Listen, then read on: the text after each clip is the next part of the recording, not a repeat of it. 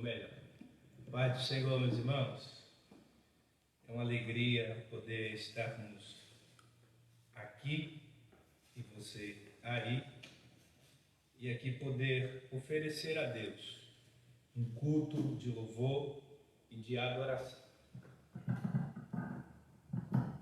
Se você tiver uma Bíblia no celular, no computador, ou até mesmo uma Bíblia em papel, pegue ela, abra no Evangelho de Lucas, capítulo de número 15, verso de número 11. Vou ler um texto muito conhecido.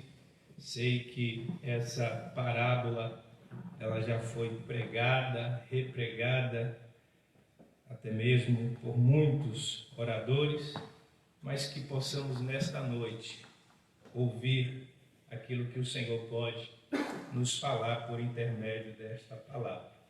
Lucas capítulo 15, verso de número 11. Glória a Deus. Diz assim: E disse, um certo homem tinha 2 filhos, e o mais moço dele disse ao seu pai: Pai, dai-me a minha parte da fazenda que me pertence. E ele repartiu por eles a fazenda. E poucos dias depois, o filho mais novo ajuntou tudo, partiu para uma terra longe e desperdiçou a sua fazenda, vivendo dissolutamente. E havendo ele gastado tudo, houve naquela terra uma grande fome e começou a padecer necessidade. Vamos pular para o verso 17. E caindo em si, disse: Quantos trabalhadores de meu pai têm abundância de pão, e eu aqui pereço de fome. E levantar-me-ei, irei ter com meu pai, e direi: Pai, pequei contra o céu e pequei contra ti. Já não sou digno de ser chamado seu filho. Faz-me um dos seus trabalhadores. Verso 20. E levantou-se e foi para seu pai. E quando ainda estava longe, viu seu pai e se moveu de íntima compaixão. E correndo, lançou-se ao pescoço e o beijou. Glória a Deus. Esse é um texto que conhecemos muito. Já vimos diversas pregações por intermédio desta parábola, mas estava eu ontem estudando, meditando nesse texto, observando o nosso atual momento que vivemos, essa crise, esse vírus que tem causado muitas dores, tristeza, angústia, luto até mesmo em famílias. Então o Senhor falou fortemente comigo por intermédio desse texto, e eu quero compartilhar com vocês nessa noite, para que juntos possamos ouvir a mensagem de Deus. Queridos, fazendo uma breve lembrança do texto a qual nosso pastor Joás já fez aqui uma leitura, quando Paulo ele usa o capítulo 8 de Romanos, falando do amor de Deus, que nada pode nos separar. Eu percebo que quando nós conhecemos a palavra de Deus, não ficamos perdidos de maneira alguma, porque a palavra de Deus é o nosso sustento, a palavra de Deus é o nosso alimento, a palavra de Deus, ela que nos dá todo combustível de vida. Então entendemos que a palavra de Deus, ela tem a resposta para tudo nesta terra.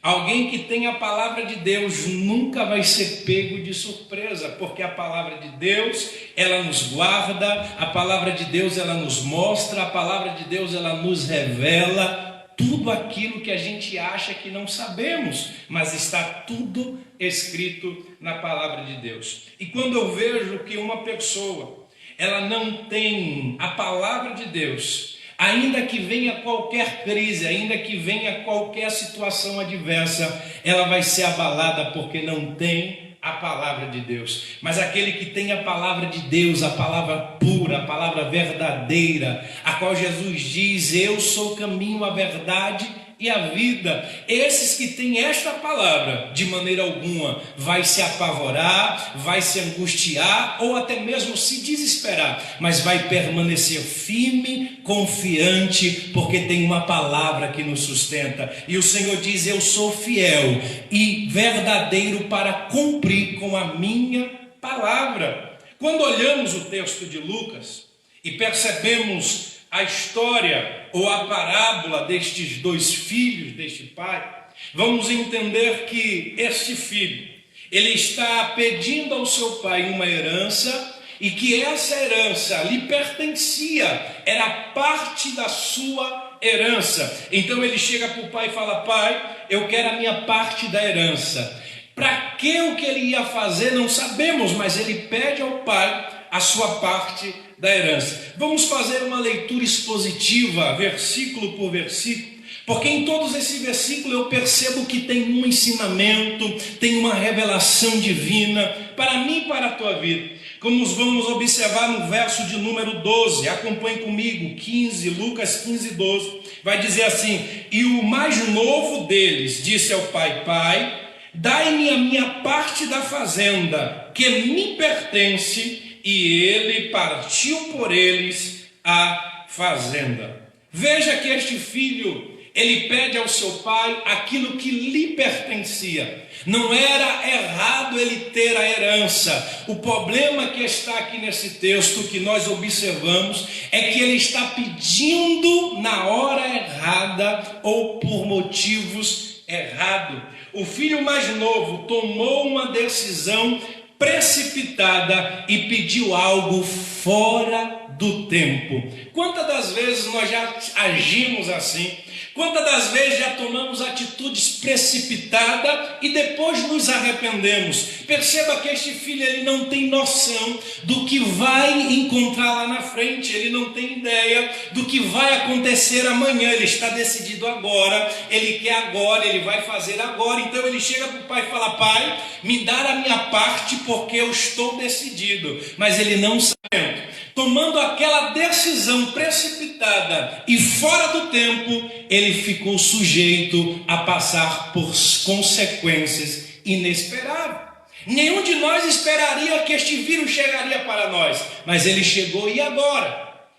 Precisamos precisamos saber passar por essa crise, por essa situação, sem que ela nos prejudique, tanto material como espiritual. Por causa de uma atitude precipitada, fora de tempo, se afastou do Senhor, se afastou da casa do Pai, se afastou dos cuidados daquele que lhe amava, daquele que lhe queria o bem e daquele que tinha tudo ali guardado para ele. Mas ele decidiu, no verso de número 12, partir de casa. Ele levou a sua parte da fazenda. Quando vamos olhar o verso de número 13, ele vai dizer assim: e poucos dias depois, o filho mais novo ajuntou tudo. Ou seja, ele não deixou nada em casa, é o que ele achava. Ele não deixou nada em casa, é o que ele achava. E ajuntou tudo, partiu para uma terra longe, distante, e viveu irresponsavelmente, ou seja, viveu de qualquer maneira, viveu de qualquer jeito, sem querer saber com o dia de amanhã. E quando vemos isto, o filho mais novo ajunta tudo, decide partir e agora vai para uma terra longe. Perceba uma coisa, que todas as vezes que nos afastamos do cuidado do Pai, ficamos vulneráveis, ou seja, estamos sujeitos a enfrentar situações sozinho, porque o Pai não está próximo, porque o Pai não está perto. Perceba que toda criança que está perto do Pai, que ela cai, automaticamente o Pai corre, levanta o teu filho, faz um carinho, dá um soprinho na ferida, dizendo: filho, eu estou aqui, tu caiu, mas eu estou perto. E quando o filho está longe do Pai, distante do Pai, da casa do Pai, quem vai cuidar? Aleluia!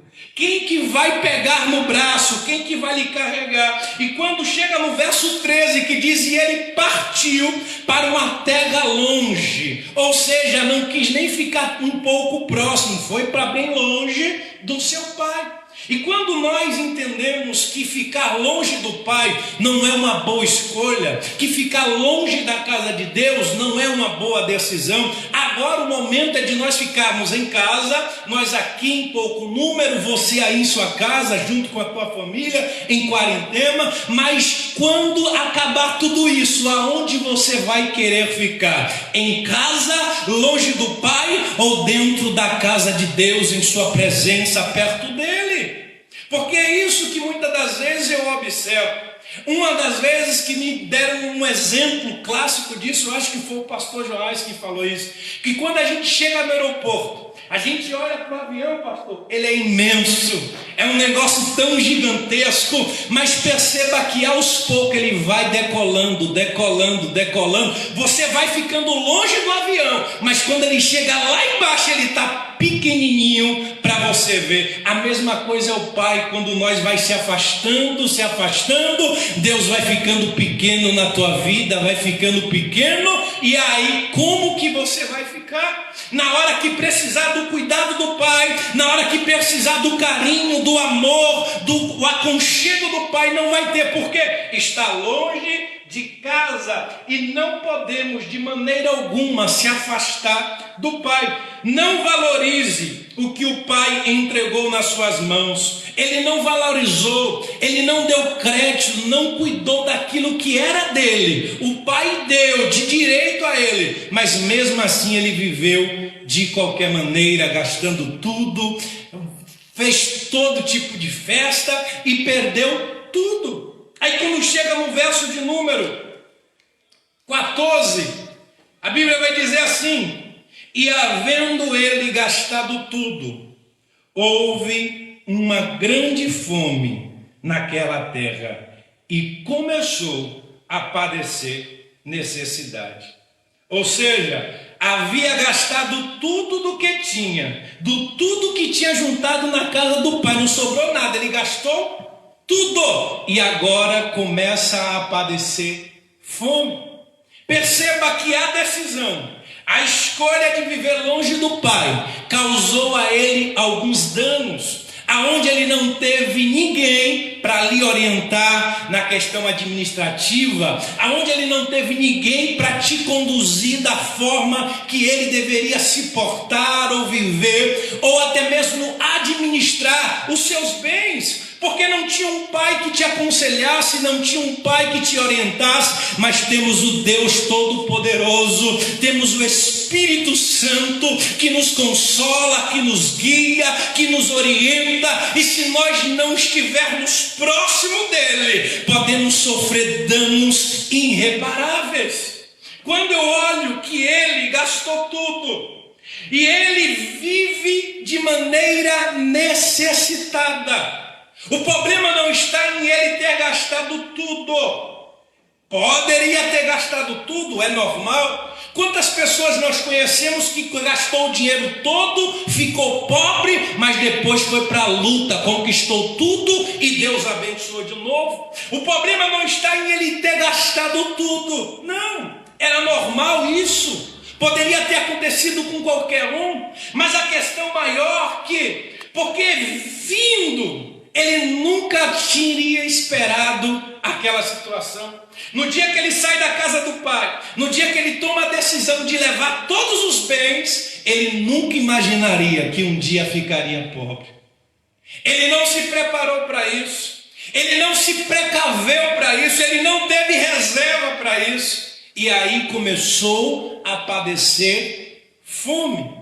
E quando eu entendo que ele começa a padecer fome, é a crise que ele começa a viver na sua vida. Se eu pudesse nessa noite colocar um tema nessa mensagem, eu colocaria a crise de um filho. Porque o filho agora está longe de casa, longe do pai, perdeu tudo, não tem nada, está passando por uma crise de necessidade, está passando fome, chegou ao ponto de trabalhar para outras pessoas que a qual ele nem fazia em casa. Ele era filho, sentava na mesa e não era trabalhador, mas agora ele está tendo que trabalhar, de um trabalho que não era muito digno, de um trabalho a qual até a comida da qual ele oferecia para os animais ele deseja comer. Por quê? Porque o seu estado que ele está não era favorável à situação dele. Ou seja, ele começa a padecer fome. E é justamente, irmãos, perceba que uma crise a qual ele entra, ele nunca imaginaria que ia entrar, mas muito mais ainda ele imaginaria que no meio de uma crise viria outra crise. Porque quando a crise vem de fome para ele, o lugar que ele habita, o lugar que ele está, vai passar por uma necessidade também.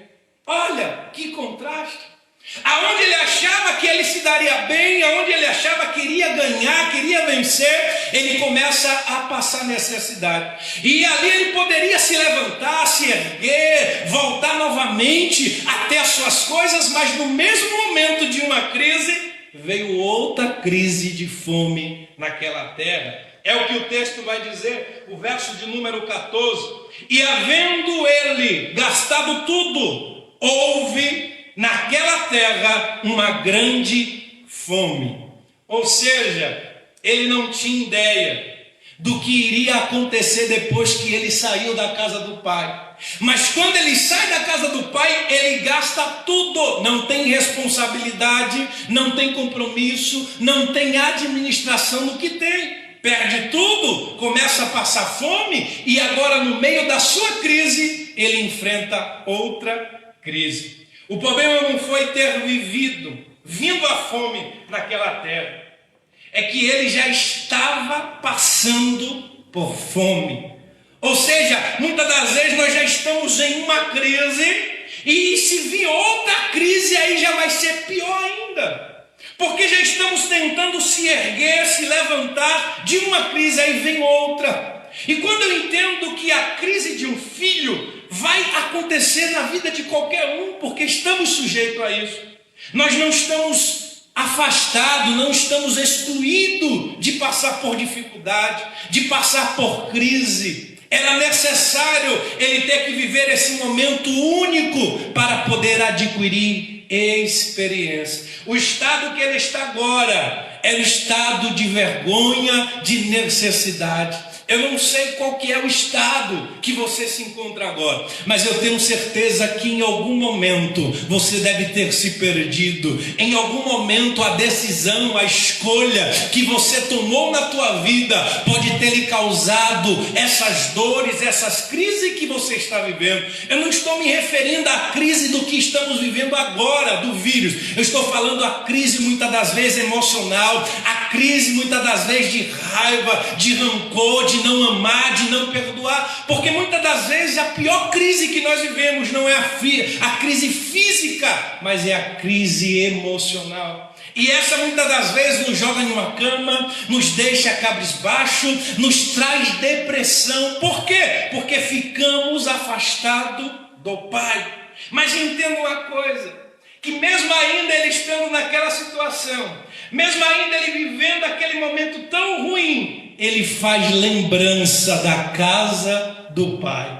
Ele faz lembrança de como era na casa do seu pai. Ele tinha de comer, ele tinha as melhores coisas, cama para dormir, escolhia o que comer, mas agora ele não tem o que escolher, ele não tem opções, o que tem, ele tem que comer, porque senão vai morrer de fome. Não importa o que vem de fora, eu até postei isso no meu status, não importa o que vem de fora, o importante é o estado que você vai estar quando a crise chegar. Quando a crise daquela terra, a fome chegou, o estado dele já era de crise. Então quando eu entendo que a Bíblia me dá toda a estrutura, a presença de Deus, o Espírito Santo, ele me auxilia, ele me ajuda, para quando eu passar por qualquer crise, eu não vou passar sozinho, eu terei alguém me guardando, me livrando, porque assim diz o o salmista: ainda que eu andasse pelo vale de sombra e de morte, eu não temerei mal algum, porque o Senhor estará comigo, a tua vara e o teu cajado me consola. Porque aquele que habita no esconderijo do Altíssimo, a sombra do Onipotente descansará. Ou seja, quando eu estou em Deus, guardado nele, em sua palavra, pode vir a crise de fora que for, mas não vai me abalar, porque eu conheço o caminho, eu conheço a verdade e eu conheço a vida, que é Jesus Cristo de Nazaré. Então muitas das vezes sofremos, passamos por situações que não queremos por nossas escolhas, por nossas decisões. Tudo que ele está vivendo agora na sua vida foi porque ele se precipitou, saiu dos cuidados do pai e foi viver longe da casa do pai. O estado dele já era ruim e a crise chegou naquele lugar. Ou seja, qual que é o teu estado hoje? Qual que é o estado que você está vivendo? O teu estado sentimental, o teu estado financeiro, o teu estado emocional, físico também. De que maneira está? Para que quando vier uma crise sobre você, você saber passar por ela. E aí tem a questão: de que forma que eu vou passar por ela? Porque assim a gente age. Então entendemos que no verso a qual o 14, que ele diz: e gastou tudo, e houve naquela terra uma fome. Ele vai nos mostrar no reconhecimento que ele tem no verso de número 17. E caindo em si, disse: quantos trabalhadores de meu pai têm abundância de pão, e eu aqui pereço fome. O que eu percebo nesse texto, e eu fico muito feliz quando eu li ele e a revelação do Espírito Santo veio, é que nesse versículo vai nos mostrar o auto-reconhecimento de estado. Ou seja, caindo em si. Ou seja, o que é que eu estou fazendo aqui? Para que eu saí dos cuidados do Pai? Porque eu me afastei da presença? Porque eu fui longe da casa do Senhor? Então ele cai em si dizendo: aqui não é meu lugar, eu não sou daqui, eu estou somente de passagem, mas o que é que eu vim fazer aqui? Então, caindo em si, reconheceu o seu estado de vida. Eu preciso aprender a passar por essas minhas crises, seja elas boas ou ruins, porque eu sei que todos nós passaremos, mas tem que saber de que maneira iremos passar, se vamos passar com Deus ou se iremos passar sozinho.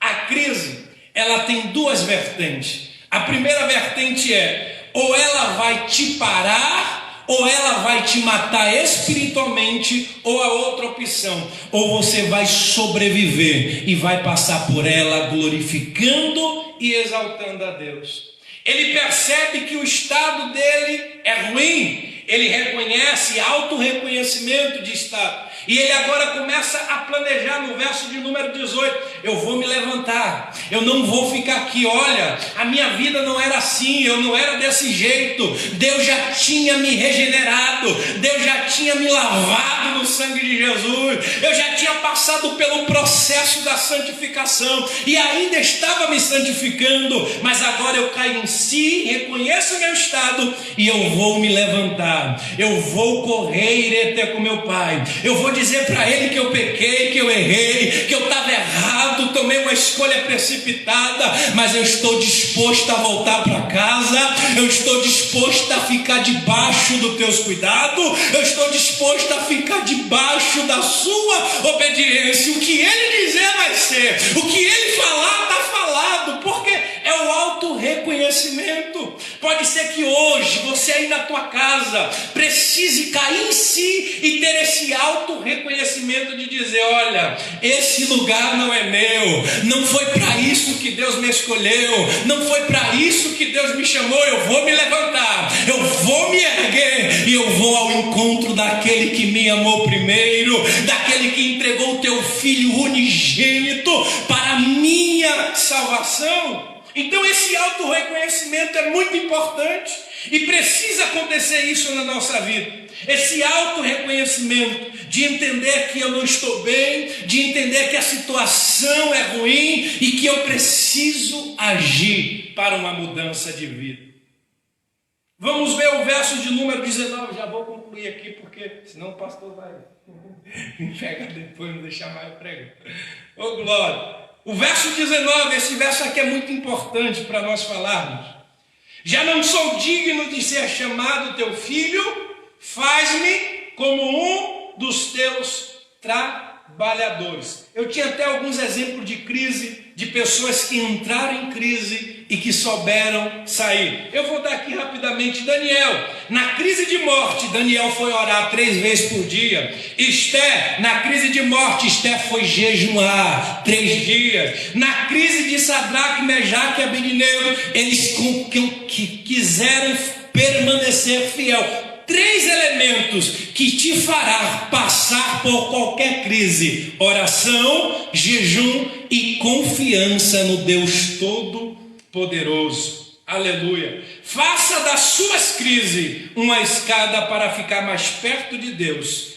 Essa crise vai passar. O verso 19, para que nós venhamos encerrar. Já não sou digno de ser chamado teu filho, mas faz-me um dos seus trabalhadores.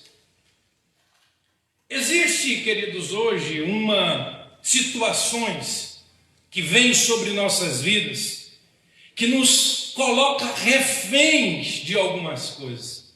Nesse caso, ele se coloca aqui refém, ele se coloca vitimizado de uma situação a qual ele estava, ele tinha uma identidade, ele tinha uma identificação, mas agora ele perdeu por ter saído da casa dele. Ele está dizendo assim: eu não sou digno de ser mais filho, eu quero ser agora empregado. Eu não tenho mais dignidade de voltar para a mesa. Eu não sou mais digno de aparecer em um culto no meio dos meus irmãos. Eu não sou mais digno de me comparecer ao pastor e falar com o pastor. Já faz 1 mês que eu não vou na igreja. E muitas das vezes ficamos se vitimizando de não termos dignidade, de não ser indigno de estar num ambiente de culto ou de vir à casa de oração. E ele está se vitimizando, dizendo: não sou mais filho, não tenho mais esse privilégio, não tenho mais essa dignidade de ser chamado filho.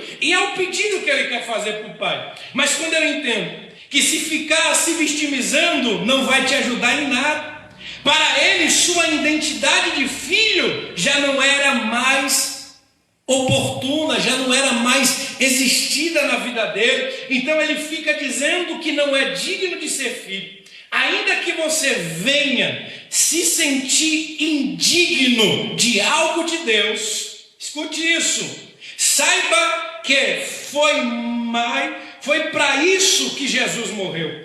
Ainda que nós fiquemos se vitimizando de alguma coisa, de não termos dignidade ou de ser digno de algo de Deus, mas foi para isso que Jesus Cristo morreu na cruz, para que eu e você fôssemos perdoados de todo o pecado.